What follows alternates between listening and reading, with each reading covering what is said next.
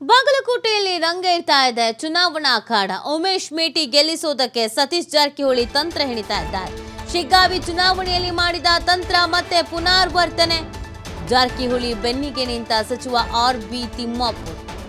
ಮಾನವ ಬಂಧುತ್ವ ವೇದಿಕೆಯ ಸದಸ್ಯರನ್ನೇ ಅಖಾಡಕ್ಕಿಳಿಸಿದ ಸಚಿವ.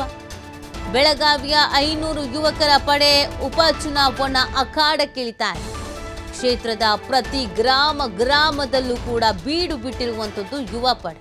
ಸಚಿವರಿಗೆ ಪ್ರತಿ ಹಳ್ಳಿಗಳ ವಾಸ್ತವದ ಚಿತ್ರಣದ ಮಾಹಿತಿಯನ್ನು ನೀಡ್ತಾ ಇದ್ದಾರೆ. ಅಲ್ಲಿನ ರಾಜಕೀಯ ಚರ್ಚೆಗಳು, ಗೌಪ್ಯ ವಿಚಾರಗಳ ಬಗ್ಗೆ ಮಾಹಿತಿಯನ್ನು ಪಡ್ಕೊಳ್ತಾ ಇದ್ದಾರೆ. ಇದರ ಆಧಾರದ ಮೇಲೆಯೇ ಮತದಾರರ ವಿಶ್ವಾಸವನ್ನು ಗಳಿಸುವಂಥ ಪ್ಲಾನ್ ಅನ್ನು ಹಾಕೊಂಡಿದ್ದಾರೆ.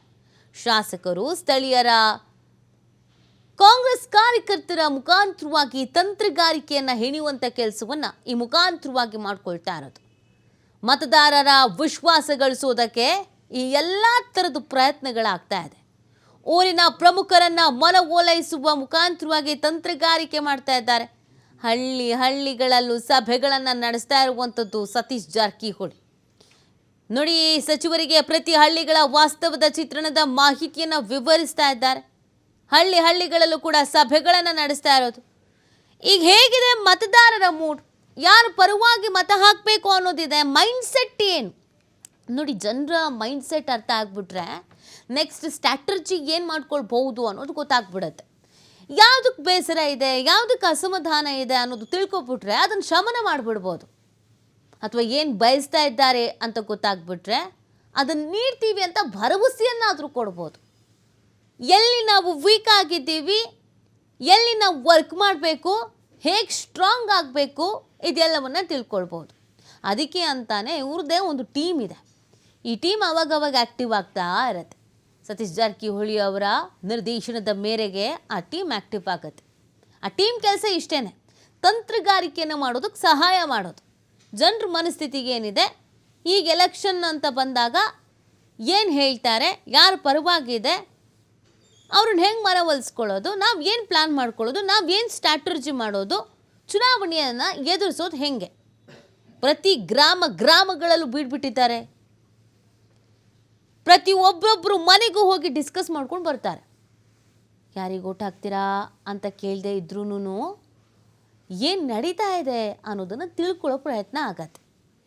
ಸೊ ಇದೀಗ ಉಮೇಶ್ ಮೇಟಿಯನ್ನು ಗೆಲ್ಲಿಸ್ಕೊಂಡು ಬರೋದಕ್ಕೆ ಸತೀಶ್ ಈ ರೀತಿಯಾಗಿ ತಂತ್ರಗಾರಿಕೆಯನ್ನು ಮಾಡ್ತಾ ಇರುವಂಥದ್ದು. ಇದು ಶಿಗ್ಗಾವಿ ಚುನಾವಣೆಯಲ್ಲಿ ಇದೇ ಥರದೊಂದು ತಂತ್ರಗಾರಿಕೆಯನ್ನು ಮಾಡಿದ್ರು. ಅದು ಇಲ್ಲಿ ಪುನರ್ವರ್ತನೆ ಆಗ್ತಾ ಇದೆ. ಅವರಿಗೆ ಆರ್.ಬಿ. ತಿಮ್ಮಾಪುರ್ ಅವರು ಬೇರೆ ಸಾಥ್ ಕೊಡ್ತಾ ಇದ್ದಾರೆ ಸತೀಶ್ ಜಾರಕಿಹೊಳಿ ಅವರಿಗೆ.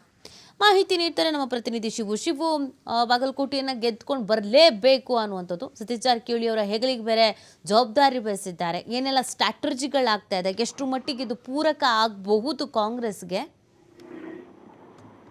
ಖಂಡಿತವಾಗ್ಲೂ ನೀತಿ. ಯಾಕಂದ್ರೆ ದಾವಣಗೆರೆ ಮತ್ತೆ ಬಾಗಲಕೋಟೆ ವಿಧಾನಸಭಾ ಕ್ಷೇತ್ರ ಈಗ ಕಾಂಗ್ರೆಸ್ಗೆ ಗೆಲ್ಲೇಬೇಕಾದಂತ ಅನಿವಾರ್ಯ ಪರಿಸ್ಥಿತಿ ಇದೆ.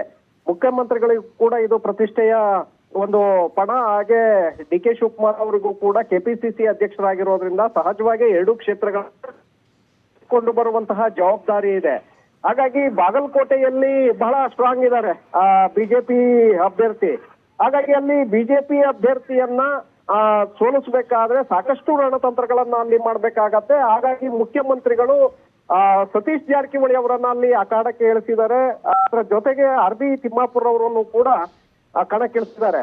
ಸತೀಶ್ ಜಾರಕಿಹೊಳಿ ಅವರು ಶಿಗ್ಗಾವಿ ವಿಧಾನಸಭಾ ಚುನಾವಣೆ ಸಂದರ್ಭದಲ್ಲಿ ಹೇಗೆಲ್ಲ ಸ್ಟ್ರಾಟಜಿಯನ್ನ ಮಾಡಿದ್ರು ಅನ್ನುವಂಥದ್ದು ಎಲ್ರಿಗೂ ಕೂಡ ಗೊತ್ತಿದೆ. ಅಲ್ಲಿ ಅಲ್ಪಸಂಖ್ಯಾತ ಅಭ್ಯರ್ಥಿಯನ್ನ ಗೆಲ್ಲಿಸಿಕೊಂಡು ಬರುವಲ್ಲಿ ಸಕ್ಸಸ್ ಆಗಿದ್ರು. ಅಷ್ಟರ ಮಟ್ಟಿಗೆ ಅವರು ಗ್ರಾಸ್ ರೂಟ್ ಲೆವೆಲ್ ನಲ್ಲಿ, ಬೂತ್ ಮಟ್ಟದಲ್ಲಿ ಸಕ್ರಿಯವಾಗಿ ತಮ್ಮದೇ ಸಂಘಟನೆಯ ಸದಸ್ಯರನ್ನ ಕಣಕ್ಕಿಳಿಸಿ ಸಮುದಾಯವಾರು, ಜಾತಿವಾರು ಮತಗಳನ್ನ ಸೆಳೆಯುವಲ್ಲಿ ಸಕ್ಸಸ್ ಆಗಿದ್ರು. ಈಗ ಬಾಗಲಕೋಟೆಯಲ್ಲೂ ಕೂಡ ಅದೇ ರೀತಿಯಾದಂತ ಒಂದು ವರ್ಕೌಟ್ ಅನ್ನ ಸತೀಶ್ ಜಾರಕಿಹೊಳಿ ಅವರು ಮಾಡ್ತಾ ಇದ್ದಾರೆ. ತಮ್ಮದೇ ಆದಂತಹ ಒಂದು ಸಂಘಟನೆಯನ್ನ, ಪ್ರತ್ಯೇಕವಾಗಿ ಪ್ರೈವೇಟ್ ಸಂಘಟನೆ ಏನಿದೆ ಮಾನವ ಬಂಧುತ್ವ ವೇದಿಕೆ, ಅದರ ಸದಸ್ಯರನ್ನ ಇವತ್ತು ಬಾಗಲಕೋಟೆಯಲ್ಲಿ ಅಖಾಡಕ್ಕೆ ಇಳಿಸಿದ್ದಾರೆ.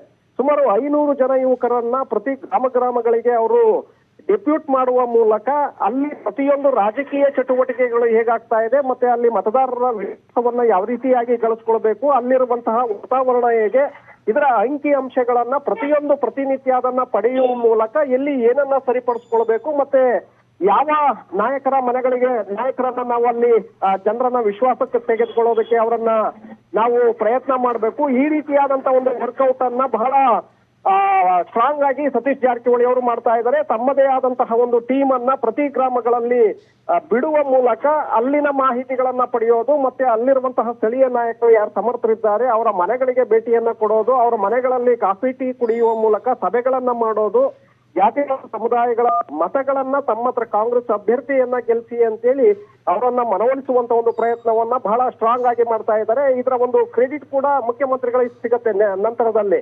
ಸೊ ಹಾಗಾಗಿ ಬಲಪಡಿಸಬೇಕು ಅನ್ನುವಂತ ಉದ್ದೇಶದಿಂದ ಬಾಗಲಕೋಟೆಗೆ ಹೆಚ್ಚಿನ ಒಂದು ಗಮನವನ್ನ ಸತೀಶ್ ಜಾರಕಿಹೊಳಿ ಅವರು ಮಾಡ್ತಾ ಇರುವಂತದ್ದು ನೀತಿ. ಓಕೆ, ಥ್ಯಾಂಕ್ ಯು ಶಿವು ತಮ್ಮ ಡೀಟೇಲ್ಸ್ಗೆ.